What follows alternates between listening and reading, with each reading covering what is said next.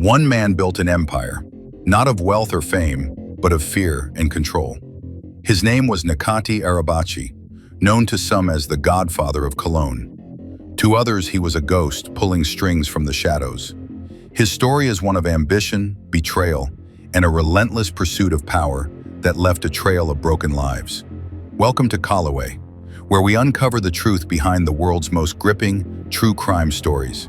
If you're new here, hit that subscribe button and join our community as we dive into the rise and fall of a man who turned Cologne into his personal chessboard. This is the story of Necati Arabaci. Born in 1972 in Cologne, Germany, to Turkish immigrant parents, Necati Arabaci grew up in a working-class neighborhood where opportunity was scarce, but ambition was endless. To his neighbors, he was just Neko, a charismatic young man with a quick smile and a knack for trouble. But beneath the charm lay a calculating mind, one that saw the world not as it was, but as it could be controlled.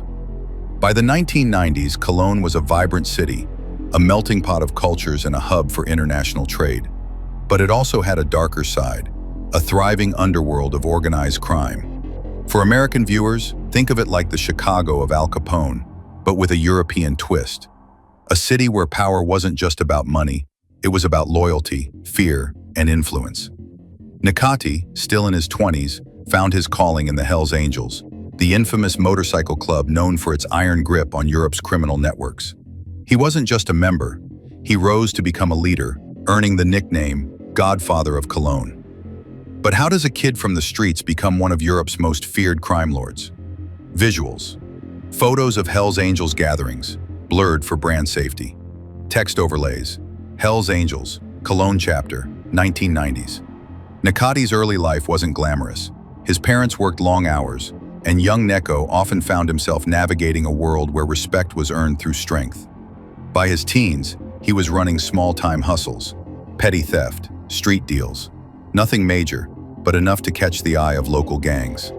The Hells Angels saw potential in him, a young man who could bridge the cultural divide between Turkish communities and the broader European underworld. If you're intrigued by how ordinary people can fall into extraordinary lives of crime, hit that like button and let me know in the comments what you think drives someone like Necati. Was it greed, power, or something deeper? By the late 1990s, Necati Arabaci wasn't just a name, he was a force. As a high-ranking member of the Hells Angels Cologne chapter, he orchestrated a criminal network that stretched across Europe. His empire wasn't built on drugs or weapons alone, though those played a part. Necati's real power came from something more insidious: control over Cologne's sex trade. For our American audience, imagine a figure like Tony Soprano, but operating in a foreign city where the rules of the game are even murkier. Necati's operations were methodical. He and his associates ran brothels, controlled escorts, and extorted businesses, all while maintaining a public facade of legitimacy. To the outside world, he was a businessman. To those in his orbit, he was untouchable. The inciting incident came in 1998, when German authorities began to notice a spike in violent incidents tied to the Hells Angels. A rival gang member was assaulted, businesses were torched, and whispers of a new boss spread through Cologne's underworld. That boss was Necati Arabaci. What made Necati different wasn't just his ambition, it was his ability to stay one step ahead. He used intermediaries, encrypted communications, and a network of loyal enforcers to keep his hands clean. But as his empire grew, so did the stakes. The question wasn't if he'd get caught, it was when. What do you think it takes to run an operation like this without getting caught? Drop your thoughts in the comments, and don't forget to subscribe for more stories like this one. By the early 2000s, Necati Arabaci was a ghost in the system. German authorities knew his name, but catching him was another matter. His operations were a labyrinth, money laundered through legitimate businesses, enforcers who took the fall, and a code of silence that rivaled the mafia. The Hells Angels, under Necati's leadership, controlled a significant portion of Cologne's red light district. But this wasn't just about profit. For Necati, it was about power. Victims of his operations, many of them vulnerable women coerced into the sex trade, lived in fear. Their stories, often untold, are the human cost of his empire. German police launched Operation Thunder, a task force aimed at dismantling the Hells Angels' grip on Cologne. Undercover agents infiltrated the club, Wiretaps captured cryptic conversations, and informants began to crack. But Necati was slippery. He fled to Turkey in 2002, just as the net was closing in. For our American viewers, think of it like a high-stakes episode of The Wire, a cat-and-mouse game where the stakes were real lives. Necati's time in Turkey wasn't a retirement, it was a strategic retreat. From there, he continued to pull strings, using international connections to keep his empire alive. If you're as gripped by this chase as I am, hit that subscribe button and check out our playlist on international crime lords for more stories like this. What would you do if you were the detective on this case? Let me know in the comments. In 2002, the game changed. German authorities working with Interpol tracked Necati to Turkey. On a warm September evening, Turkish police stormed a villa in Izmir, where Necati was living under an assumed identity. The man who had evaded capture for years was finally in handcuffs. The evidence was overwhelming. Wiretaps, financial records, and testimonies from former associates painted a picture of a man who ruled through fear. Necati was extradited to Germany in 2004, where he faced charges of extortion, human trafficking, and organized crime. The trial was a media circus. Necati, ever the showman, denied everything, claiming he was a legitimate businessman targeted by a biased system. But the victims' testimonies, delivered behind closed doors to protect their identities, told a different story. One woman, identified only as Anna, spoke of being coerced into working for Necati's network, her dreams of a better life stolen by fear.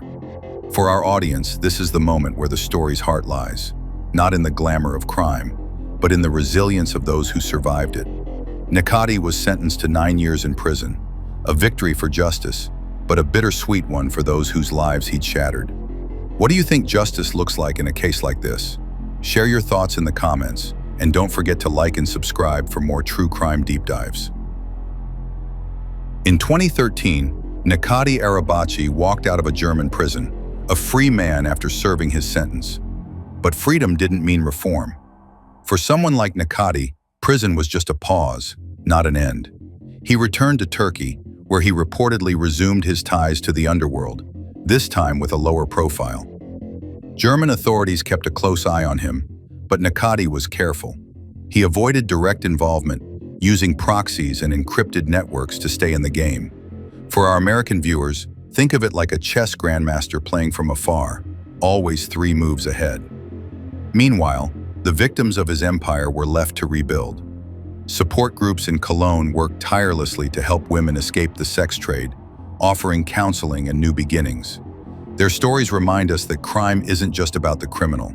It's about the ripple effects on real people. If you're moved by these stories of resilience, check out our playlist on survivors of crime, and let me know in the comments how you think society can better support victims. By 2025, Necati Arabaci's name still lingers in Cologne's underworld, a ghost story told to warn others. He remains in Turkey, reportedly living a quieter life, but his influence persists. The Hells Angels, though weakened, continue to operate, and the fight against organized crime in Europe is far from over.